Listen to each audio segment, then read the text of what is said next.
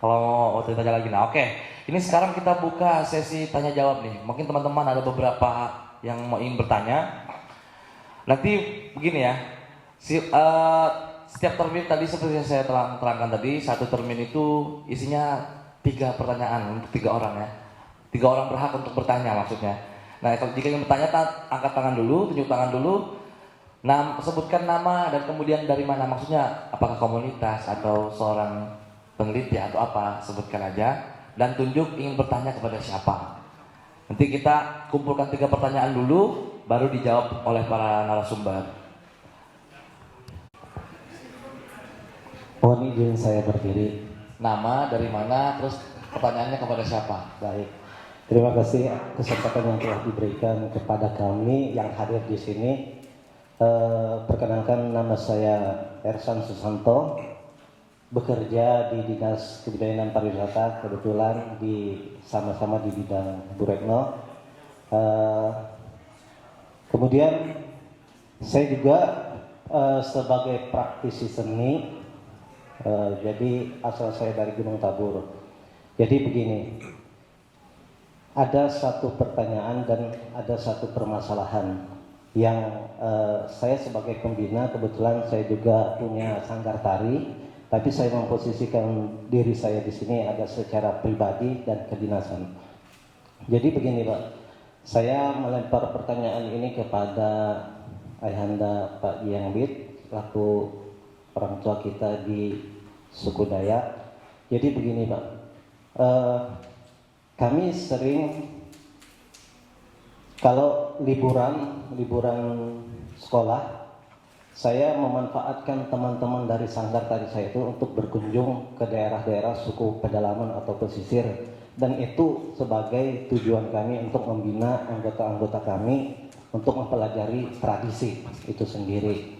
Nah, jadi dalam perjalanan kami menjalankan sanggar tari itu, bergerak di tari dan musik itu, kami memang kendalanya itu tidak juga begitu sulit, tapi sulit Pak. Kita menemukan orangnya, tapi mereka susah untuk menjelaskan. Begitu. Jadi kita temu orangnya, praktisinya, dan dia secara warisan mereka itu diwarisi secara langsung dari turun-temurunnya. Tapi pada saat menjelaskan ke kami orang-orang muda ini, sangat sulit dia membahasakannya. Sehingganya yang terjadi pada kami itu, kami memaknakan pemahaman yang mereka jelaskan kepada kami. Namun di situ juga betul yang bilang Bapak tadi, mempunyai batasan. Nah, itu yang selama ini kami sampaikan kepada anak-anak didik kami. Kalau mengajarkan, kami punya rutinitas Pak di sanggar kami itu, terus terang saja nama sanggar tari kami itu Bulu Patung. Dan dasar kami menamakan Bulu Patung itu, kami di situ memberikan semboyan kami itu, jangan sampai apa yang kita ajarkan kepada anak didik kita itu berkembang lebih jauh dari apa yang sudah kita sampaikan. Jadi dia ibaratnya itu bertahan sesuai apa yang kami sampaikan, apa yang kami dapat dari orang tua kami yang kami pertanyakan. Nah, jadi di sini gini Pak, seperti tarian Dayak.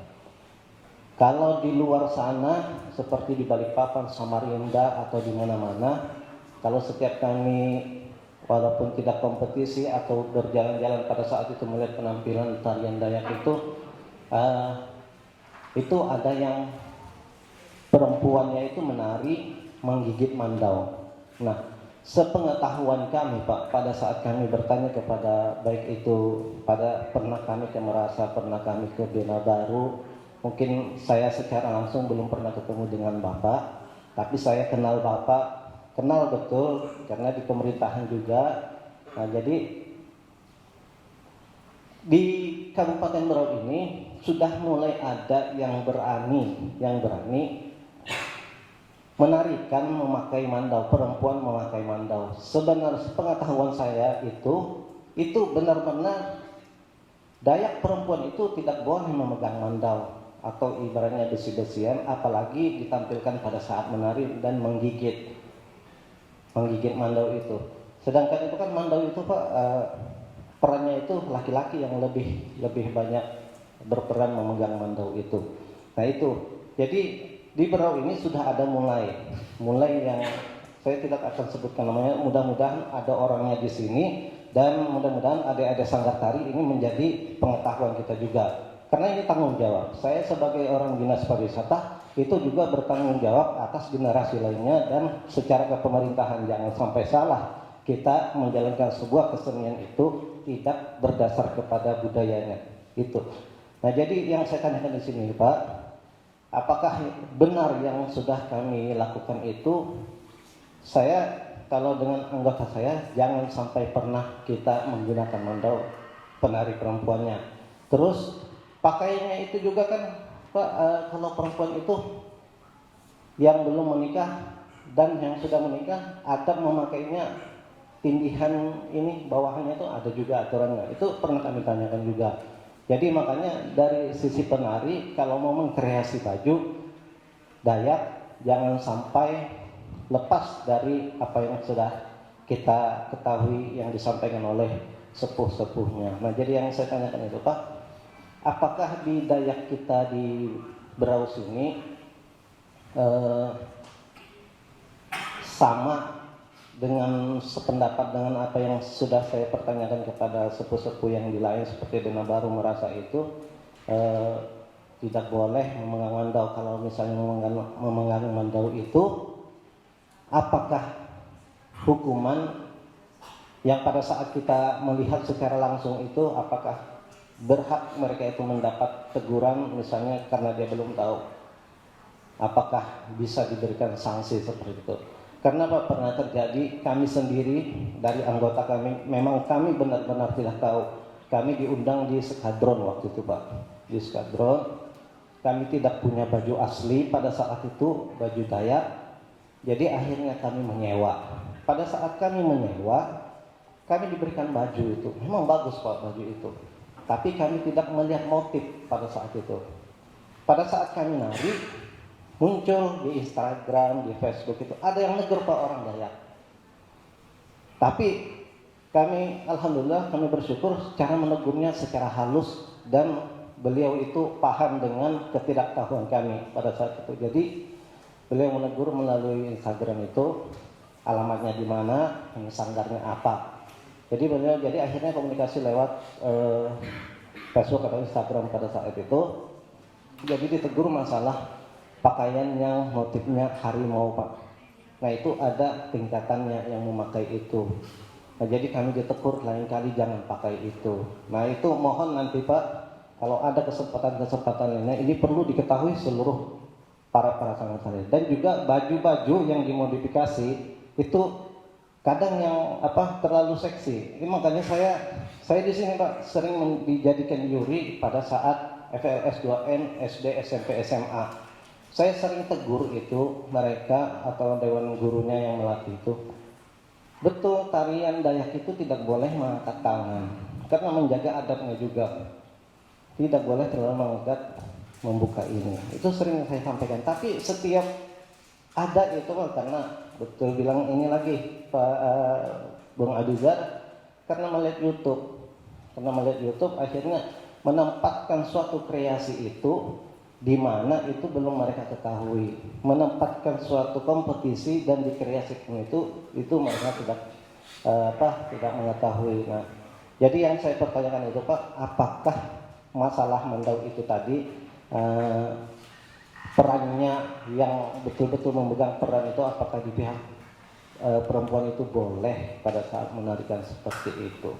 Nah, itu yang menjadi kegelisahan kami supaya yang semuanya juga tahu. Terima kasih, mungkin itu saja. Masih banyak, Pak, pertanyaan lainnya baik suku Dayak, Banua atau Bajau. Karena juga walaupun saya juga harus terus belajar, Pak. Ya. Walaupun saya orang Banua asli, saya perlu belajar juga. Terima kasih. Assalamualaikum warahmatullahi wabarakatuh. Waalaikumsalam warahmatullahi wabarakatuh. Kita tampung dulu pertanyaannya ya.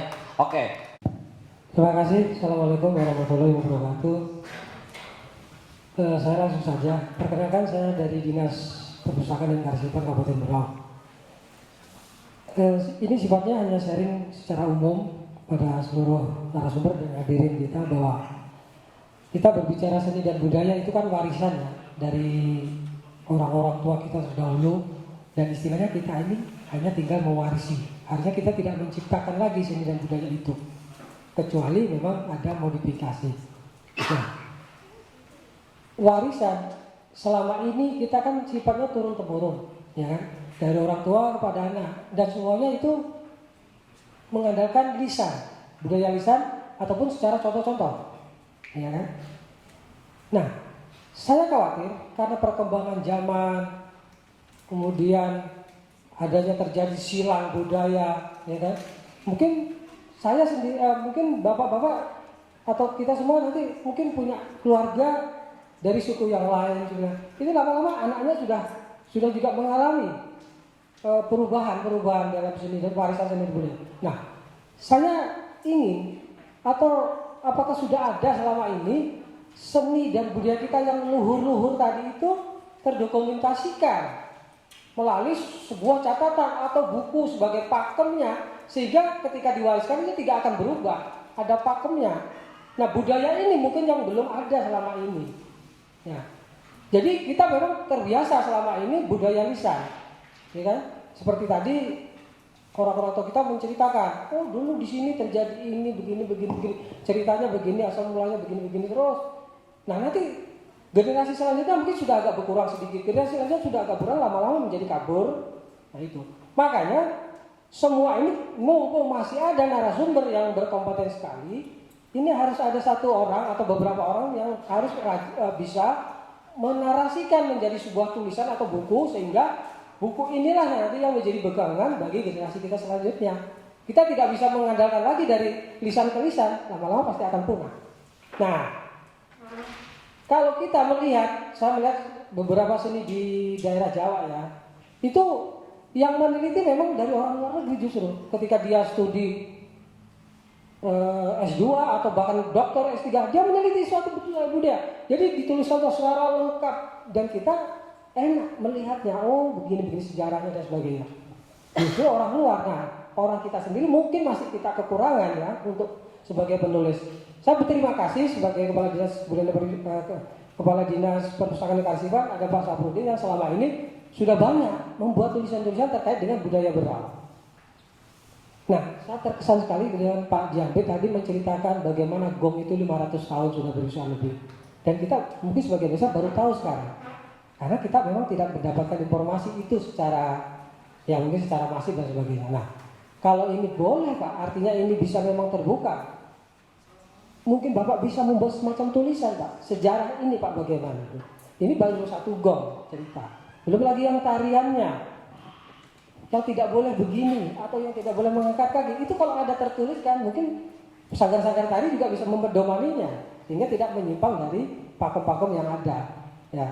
Nah, peran pelestari seni dan budaya kalau di Yogyakarta itu adalah keraton. Ya, itu semua ada di sana. Jadi tari-tarian yang sakral itu yang tidak bisa ditarikan oleh semua orang itu juga ada di keraton.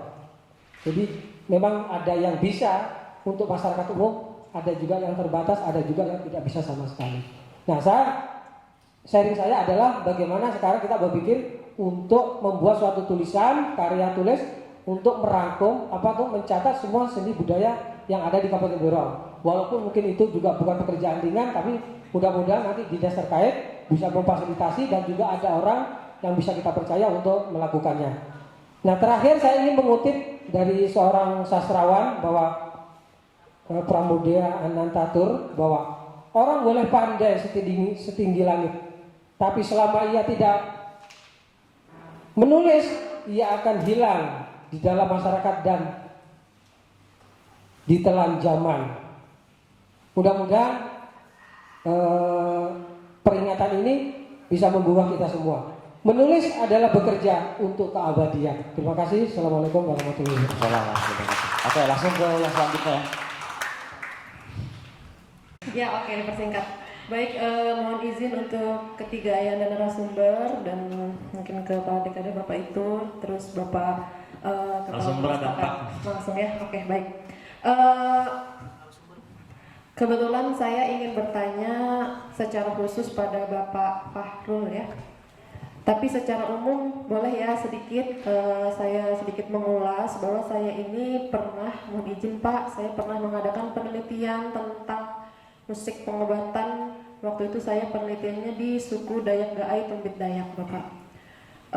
Kemudian beberapa bulan yang lalu pada saat ulang tahun Berau saya pernah membuat sebuah film karya pendek berupa video. Itu saya mendokumentasikan 3 tokoh, yaitu 3 suku Dayak, 3 suku yang ada di Berau, suku Dayak, Banua, dan Bajau pada waktu itu.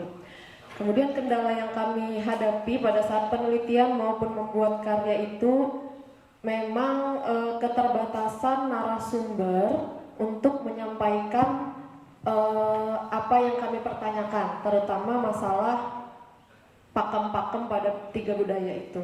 Waktu itu kalau di suku Dayak kami berkunjung ke Long Lanuk, Pak.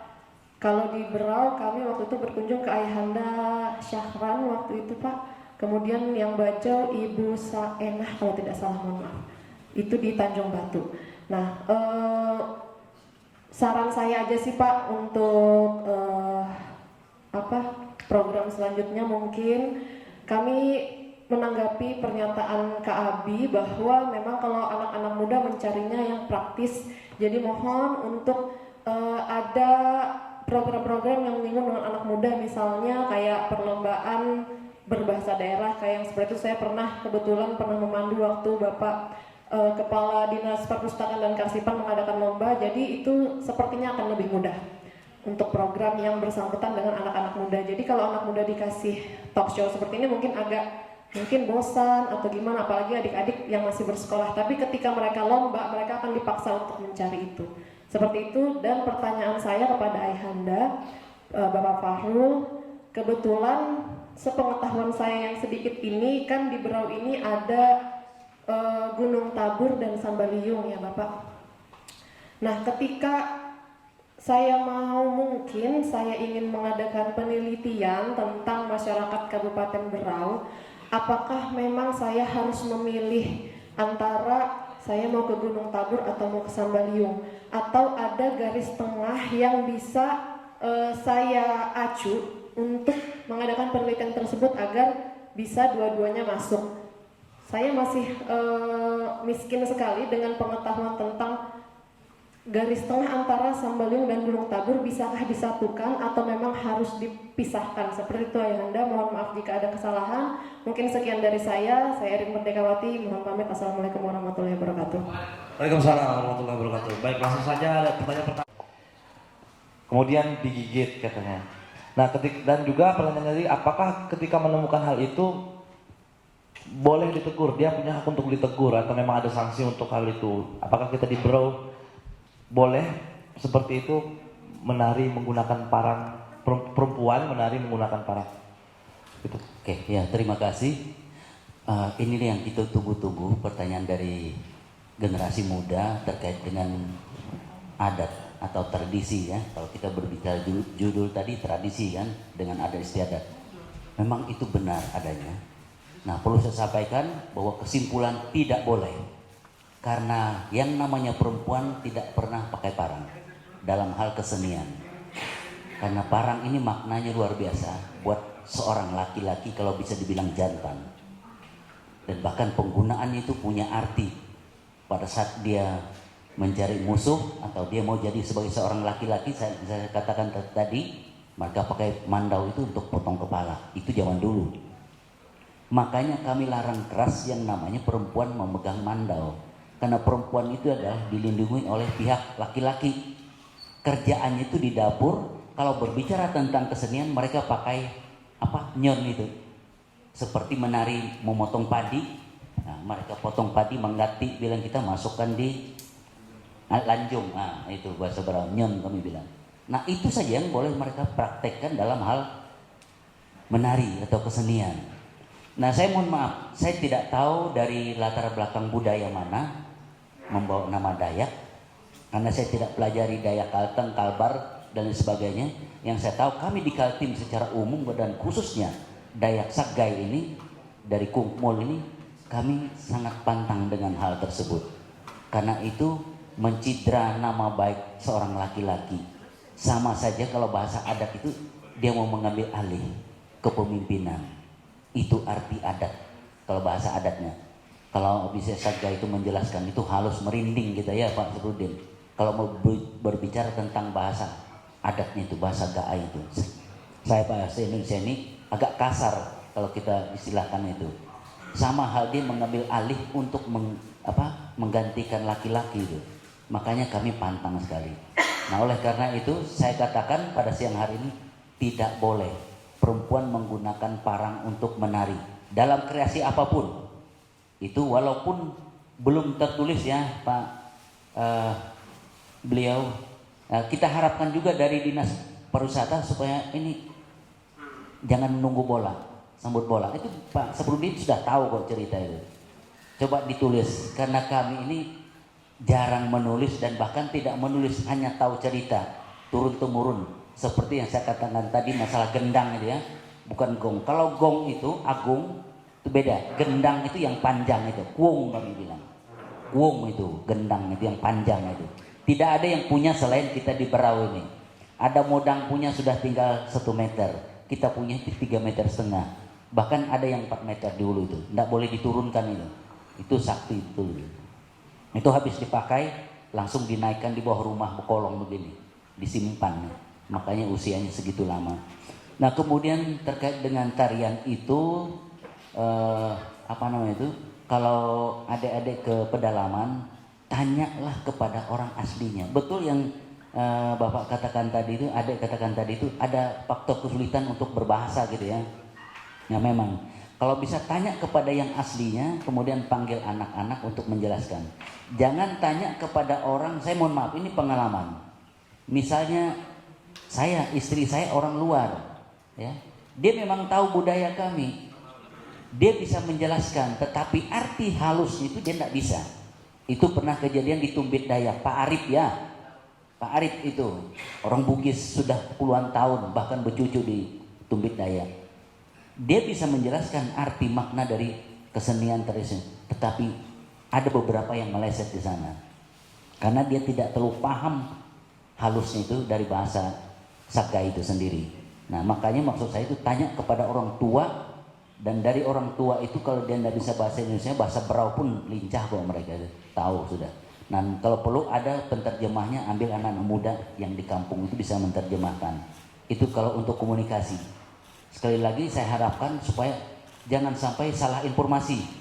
Karena ada yang merasa saya bisa, saya sudah dengar, ya dengar boleh, tetapi memaknai itu di dalam hati, karena itu dari hati ke hati, itu sangat sulit sekali.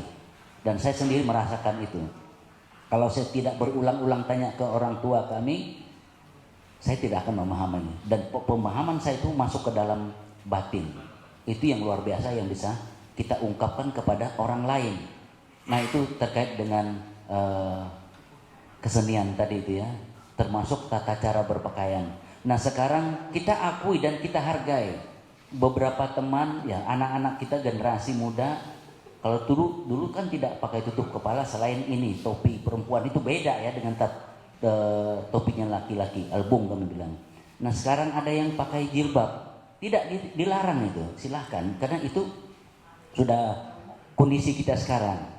Dengan catatan topinya perempuan itu di atas jilbab itu ditutup. Mohon maaf kalau tidak bertentangan dengan agama ya, itu silahkan.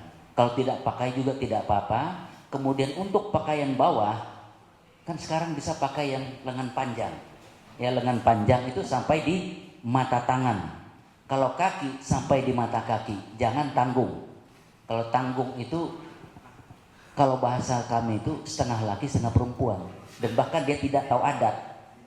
Ya, kalau dalam bahasanya itu luar biasa itu, malu gitu.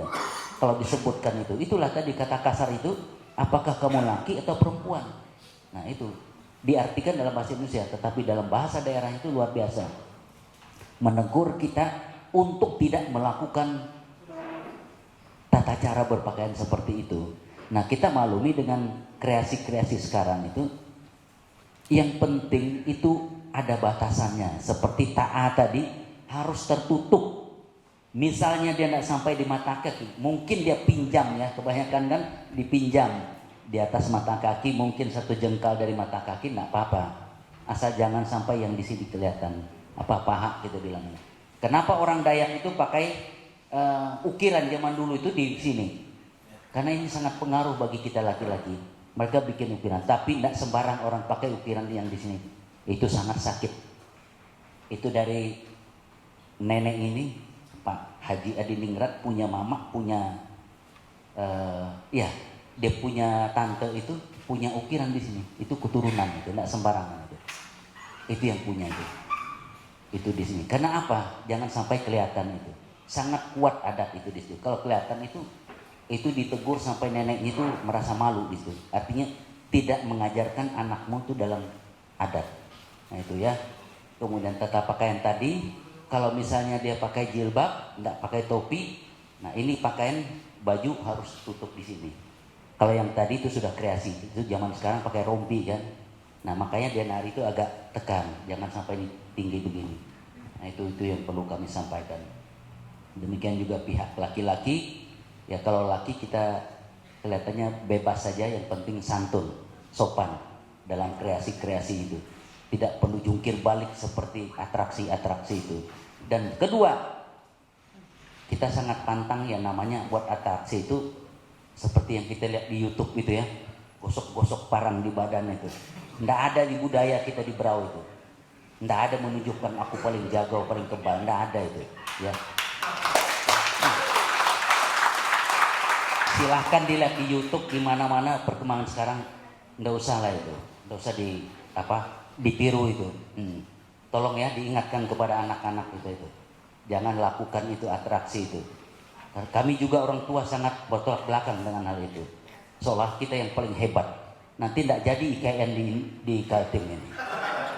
Iya kan? Menunjukkan paling hebat. Takut orang di Jawa saja sini. Padahal itu bukan budaya kita. Zaman sekarang anak-anak yang bikin begitu. Kami sangat menyayangkan hal itu. Bahwa saya Dayak paling kebal, paling kuat. Tidak ada. Jadi justru sebaliknya. Sopan, santun gitu. Nah, kenapa kami tidak promosikan itu tadi? Kami punya pusaka-pusaka itu. Cukup orang tahu aja, sudah. Nggak perlu kita sebar. Tapi dengan kreasi sekarang, anak-anak sekarang, kami persilahkan lewat dinas pariwisata itu didata itu. Dan bahkan itu ada di sana itu. Tapi dengan catatan seperti yang beliau katakan tadi, itu jadi aset kita. Jangan dibawa turun. Kalau orang mau lihat pusaka itu suruh ke sana. Ada biaya transportasi ke sana kan? Siapa tahu Pak Saring siapkan mobil untuk transport. Aku tahu tempatnya. Nah, charter 2 juta sampai di Longlaai. Nah, itu trik kita orang Berau untuk mendapatkan hasil dari orang luar. Nah, saya kira gitu untuk masukan buat kita. Dan saya juga sudah terbuka dengan orang tua kita di sana. Ayo kita harus sampaikan ini kepada dinas pariwisata, pemerintah supaya ada pelindungan untuk hal tersebut, dan bahkan orang mau melihat bahwa kita itu ada pusaka yang sungguh luar biasa di daerah kita di Berau ini. Jadi itu mungkin yang bisa saya sampaikan. Kemudian dari beliau tadi tentang tulis menulis itu kita jemput bola dinas pariwisata. Beliau itu sudah sedikit menulis itu, tapi belum sampai di pokok akarnya itu, masih di dahan-dahannya itu. Dan kami siap membantu untuk memfasilitasi dan memberikan penjelasan. Memang betul sulit kita mau menerima kalau orang tua itu menjelaskan. Saya sendiri kalau bahasa asli itu hampir-hampir tidak paham saya. Tapi kalau kita memakna itu sangat luar biasa itu. Turun temurun sejarahnya sampai ke sekarang ini. Itu yang perlu kita gali, kita kembangkan dan kita arsipkan di dinas di perpustakaan. Saya kira itu dari saya. Terima kasih. Baik, langsung ke pertanyaan selanjutnya.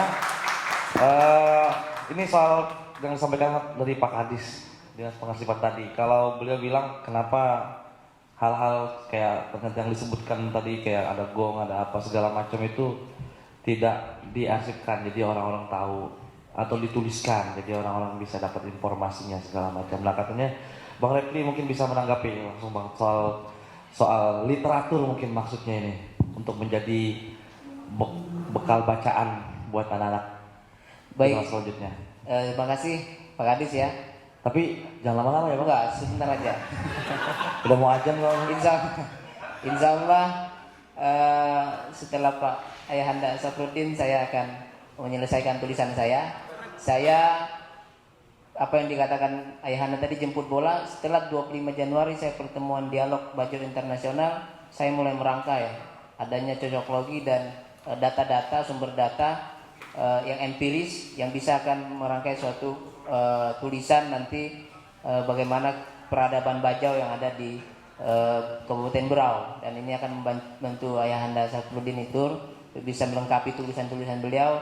Alhamdulillah ada beberapa data sudah yang saya kumpulkan dan saya akan akhirnya jadi peneliti saya, karena alhamdulillah sudah tesis juga. Jadi setelah saya banyak jurnal saya ketik, asik juga nulis ini. Jadi akhirnya saya mau fokus untuk penulisan-penulisan yang ada di literasi bagaimana peradaban Bajau. Dan ada satu hal yang harus saya sampaikan, bahwa Bajau ini sebenarnya sudah diproteksi di UNESCO.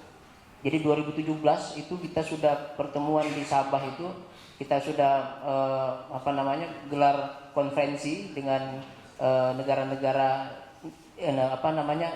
Filipina, Malaysia, Indonesia, ada Amerika, ada Argentina, dari Afrika juga ada. Jadi Bajau ini sangat tersebar luas karena dia dari ras Polinesia. Nah itu yang akhirnya saya dapat hasanah untuk menulis, karena banyak prof Bajau itu yang jadi profesor, seperti Prof Hanafi Universitas Malaya di Malaysia, dan kemarin ada Pak Jul, orang Bandung, Bajau asli, dia juga penulis. Saya berdiskusi sama beliau. Ada Pak Dr. Said Hinayat juga penulis.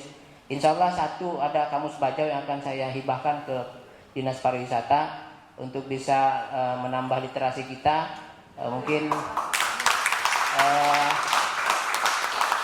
awal pembuka untuk bisa saya akan menulis untuk bagaimana kebudayaan-kebudayaan khususnya Bajau di Kabupaten Berau, dan menambah literasi kita untuk bisa menambah wawasan supaya generasi muda kita ini tidak akan belajar secara terus-menerus dan kontinu.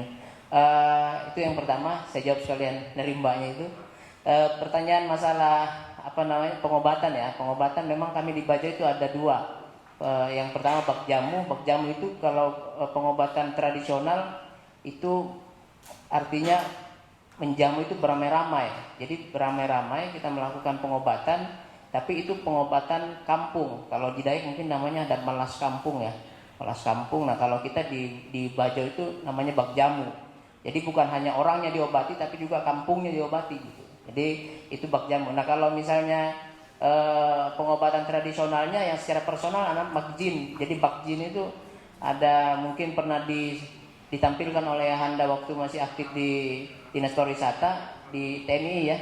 TNI pernah dihadirkan, dan itu mendapatkan apresiasi juga bahwa pengobatan secara secara tradisional itu masih sampai sekarang.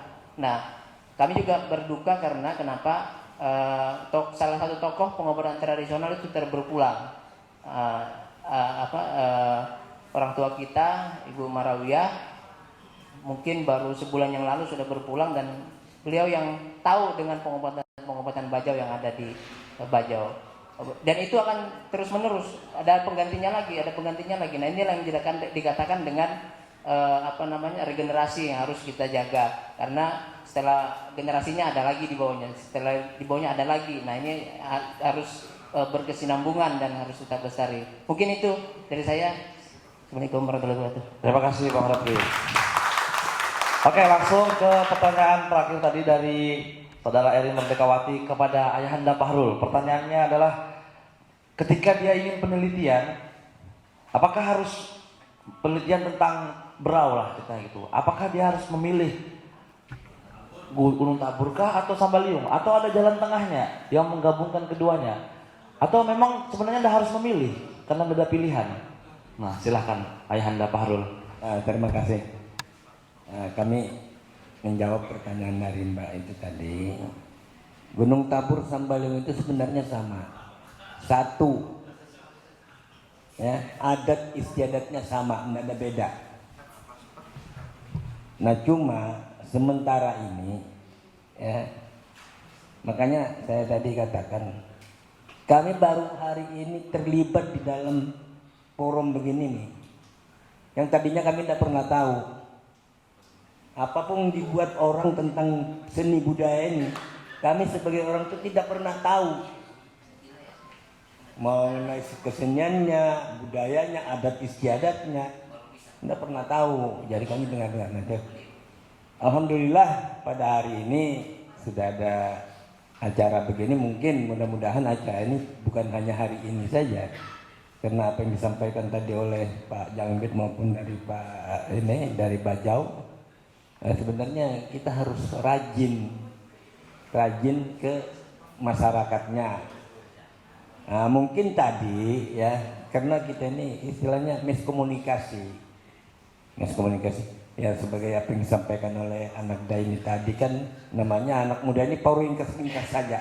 Kalau tidak dapat ya kita bikin begini aja lah, yang penting namanya ini. Nah ini, oke, jadi sehingga apa yang kita inginkan itu tidak ketemu gitu. Nah makanya kami juga sebagai orang tua melihat, lah kenapa orang berjepin ini kok kayaknya orang besilat.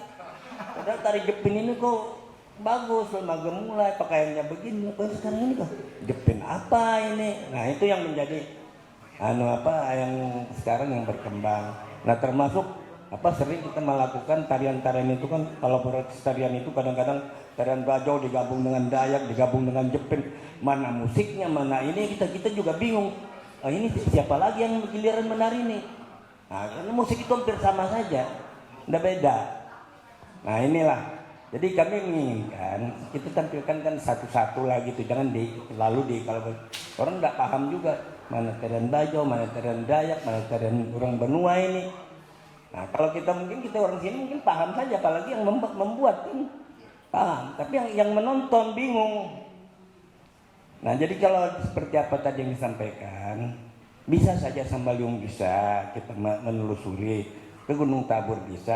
Nah apa yang disampaikan oleh Bapak tadi, memang masalah seni budaya ini harus tertulis Pak ya, karena nanti saya sebagai generasi sekarang yang masih bisa menyampaikan masalah seni budaya ini, mungkin kita bisa dialog langsung. Setelah saya tidak ada, cerita sama yang lain, anak namanya atau lain lagi ceritanya Pak. Tapi kalau ada yang tercatat ya kita sudah berpedoman kepada apa yang kita memang dari dulu. Kita ini istilahnya tidak mencatat, hanya istilah konon Pak. Kisah si Anu Pak dulu demi ini Pak.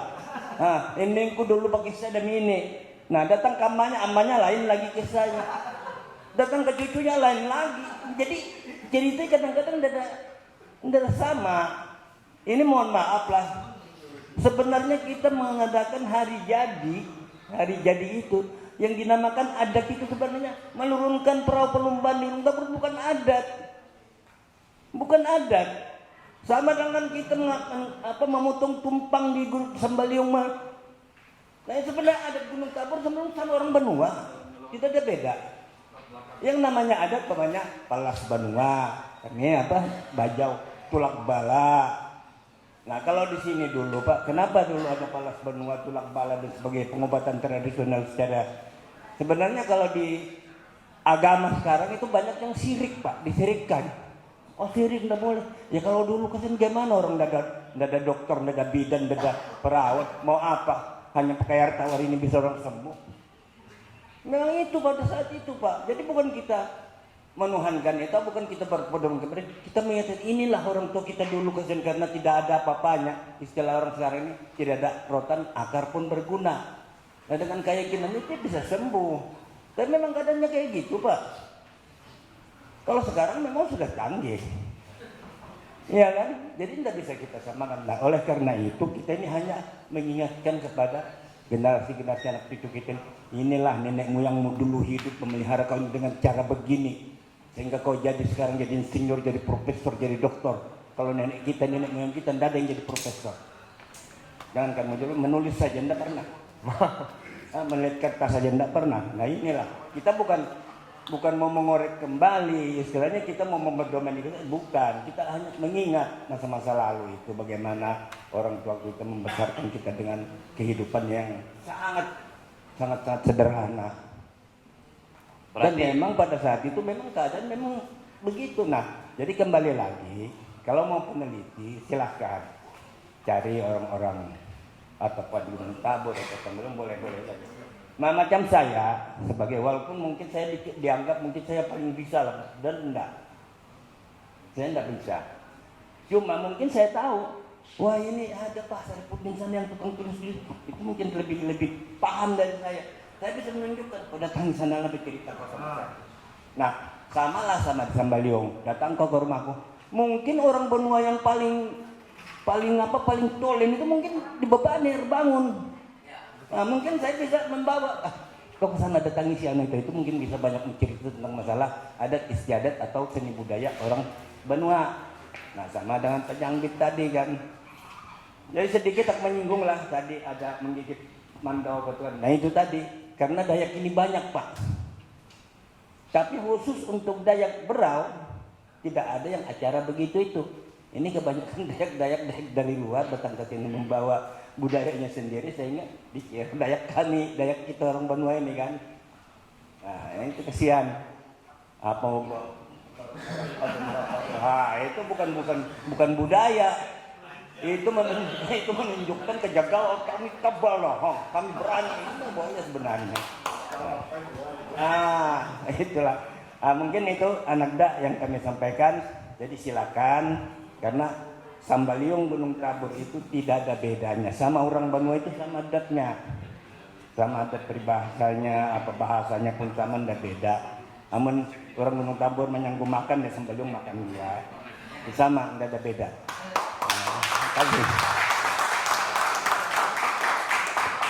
Berarti nggak usah memilih Sambaliung Berau Jua, Gunung Tabur Berau Jua. Mana-mana saja. Babanir Berau Jua. Mungkin supaya adil, kesian si Abi baru sekali ngomong ya. Bi tambahi Bi apa Bi? Mengenai Sambaliung Berau Jua, Gunung Tabur Berau Jua, Babanir Berau Jua. Kayak mana Bi? Mungkin kamu respon juga kan selaku generasi muda tadi.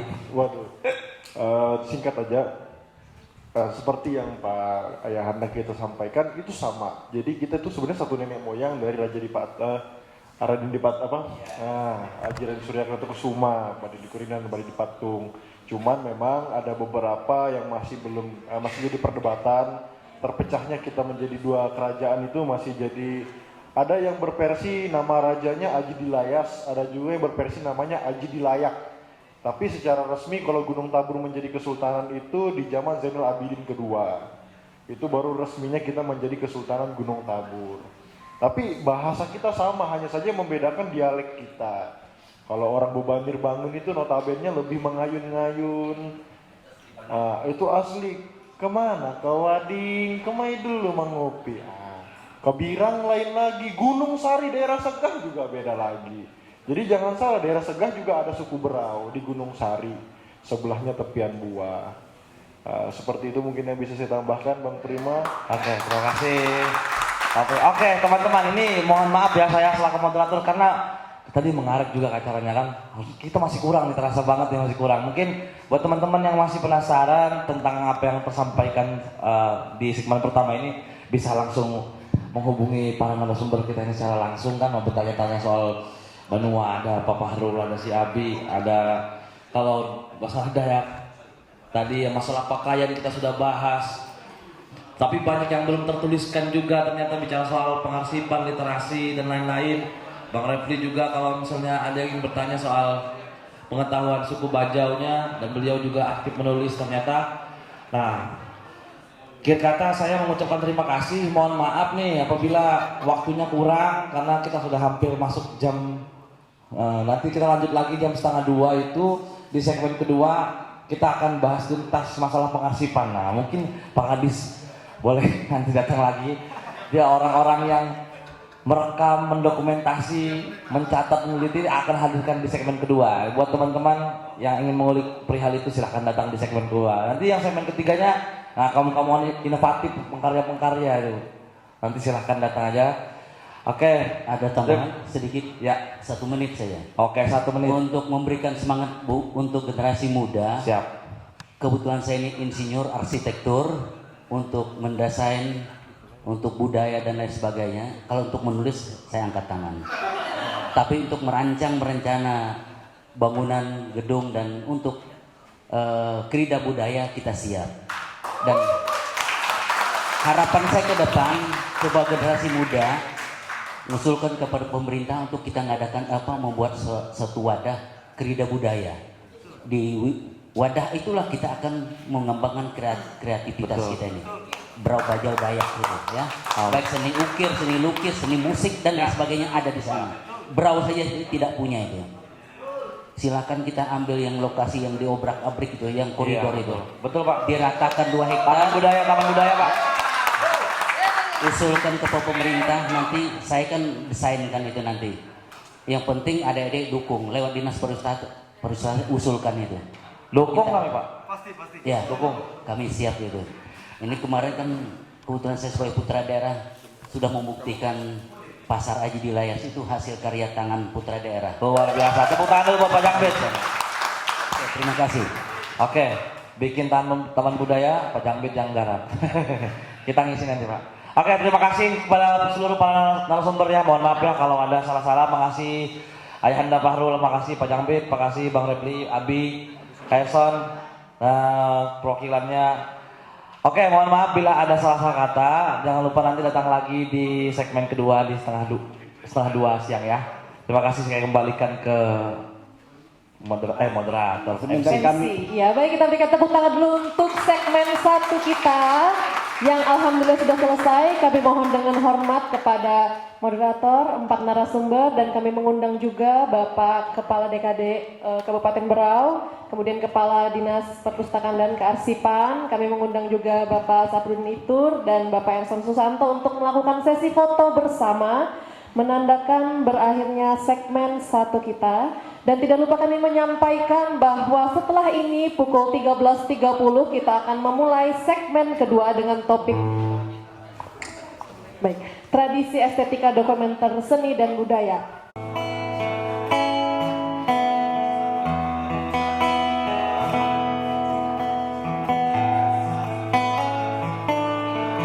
Baik, dengan berakhirnya sesi foto bersama ini maka berakhir pula segmen 1 kita. Tidak lupa kami ucapkan terima kasih kepada para tamu undangan, keempat narasumber kita pada hari ini. Semoga hari ini bisa terus menjadi silaturahmi kita yang berkelanjutan. Persembahan lagu daerah dari generasi penerus Kabupaten Berau, Uling dan Delta. Sungai Kalai, airmu bersih, jalan barana, si jeruknya agai ulai, jangan kau sati, senang hatimu, hilangkan rindu. Sungai Kalai, airmu deras, andai mapulu kamuara bangun, agai ulai karaja garas, bahu membahu kita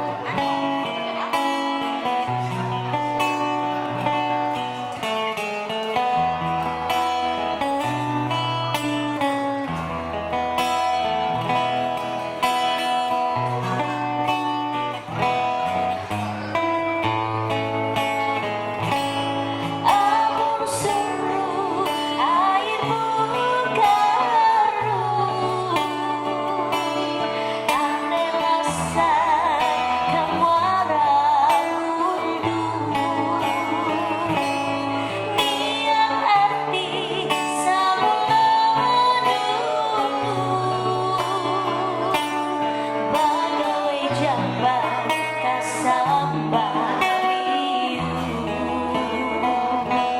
sungai kalai airmu tanah ulang barbini